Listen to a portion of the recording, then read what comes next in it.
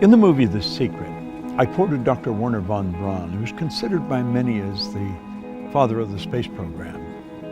He said, the natural laws of this universe are so precise that we don't have any difficulty building a spaceship, sending people to the moon, and we can time the landing with the precision of a fraction of a second. He also said these laws must have been set by someone. And you know, it's strange. It's not that long ago when science and religion were really considered antagonistic. That's not so today. It's looked at it now, one studying the cause and the other studying the effect. And von Braun said, after studying the spectacular mysteries of the cosmos for many years, he had arrived at the firm conviction that there is a God. I see the laws as God's modus operandi. It's how everything happens. The Secret was based on the concept of the law of attraction. And because the movie went viral, it was all over the world, everyone everywhere was talking about the law of attraction. People writing books on it that don't really understand it, people speaking on it that many of them advertise their ignorance when they talk about it. I'm of the conclusion that attraction is not really understood in any depth by most people. Now, I've studied this every day for 50-some years. And I can assure you, attraction is a law, but it's a secondary law. The primary law is the law of vibration. The law of vibration is one of the basic laws of the universe. It decrees that everything moves, nothing rests. We literally live in an ocean of motion. Do you know that everything is an expression of the same thing? The leaves, the tree, the cement, the body, the clothes. It's all energy at a different rate of vibration. You see, your body is a molecular structure in a very high speed of vibration. Your brain is an electronic switching station. Your brain does not think, but you think with your brain. There's a difference. As you activate brain cells, you set up a vibration in your body. For me to just move my hand like that, I had to activate brain cells or my hand wouldn't have done it. If a person's had a stroke, where the blood just stops going to a section of the brain, those brain cells become dead. The movement in the body, in that part of the body that is controlled by those cells, stops. Vibration is something that must be understood if you're going to take control of your health. It must be understood if you're going to take control of your relationships. It must be understood if you want to become wealthy. And if you want to really master the art of selling, vibration is an essential. You've got to understand it. And yet almost all the sales training programs that are done worldwide have nothing about the law of vibration in them. As Robert Louis Stevenson said, everybody's selling. You're selling an idea, a product, or a service. And it's true. The teacher's selling the student. The parent's selling the child's selling the parent. Well, what do we mean selling? Well, the professional salesperson understands that selling is doing something for someone, not to someone. And the professional will sit down and they will get to know the prospect. They will find as much about the prospect as they can. They'll have permission to ask the prospect questions. They'll gather a lot of information and they find out where the prospect wants to go, what they want to accomplish. They mentally get on the prospect's frequency and help the prospect go to where they want to go. My old mentor called that empathy-ego balance, where you're able to get into the other person's mind and see the world from where they see it. Get on their frequency, get in their vibration. The vibration you're in is going to dictate what you attract into your life.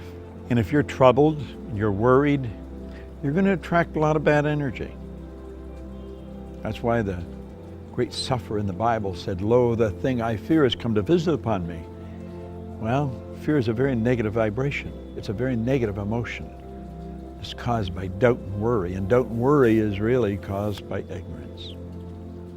Let's why Solomon said, in all you're getting, get understanding.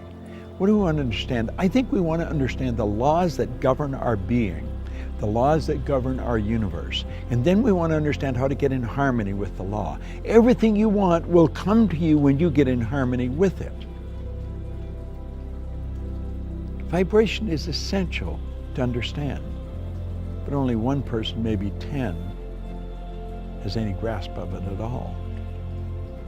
If you ask a person how they feel, what they're really telling you is their conscious awareness of the vibration they're in. If a person says, I just don't feel very well, that person's probably in a very negative vibration. A person said, I feel wonderful, they're in a very good vibration. If you're in a really good vibration and you're with a person that's very negative, you will not feel comfortable in their presence. Feeling, conscious awareness, vibration. You don't feel comfortable in their energy and you want to get away from them. Now, if you were negative and they're negative, you're going to come together. Misery loves company. See, these old sayings are all based on laws. It's hard to believe that two miserable people would be comfortable together, but if you understand they're both on the same frequency, they're both listening to the same music. You'll often hear a person that went for a walk in the woods. They said it was so pleasant. Why? The vibration of nature is perfect. That's why a walk in the woods leaves you feeling so good.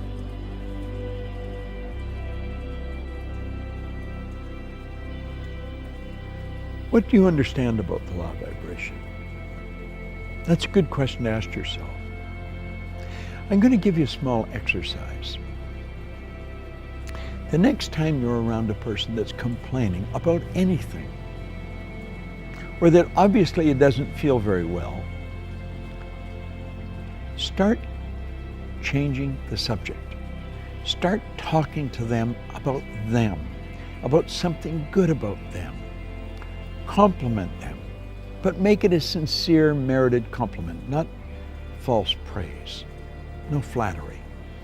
Pick out something good that they do and slowly turn the subject around to that. Let them know how much you admire how well they do it. And you know something? Like that, their energy will change. You have caused them to change their vibration. Now, the beautiful truth about this, when you do it, you'll learn how to do it to yourself when you're not feeling very good.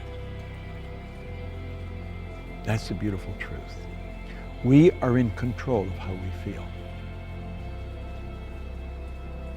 I was reading something by Viktor Frankl, the author of Man's Search for Meaning, a Viennese psychiatrist, spent the war years in a concentration camp. He said, in every situation, there is a space between the situation and how you respond to it. And in that space, you can decide how you're going to respond. Now, that space may only be a millisecond, but in that space, you can decide, are you going to react or are you going to respond? Think of it.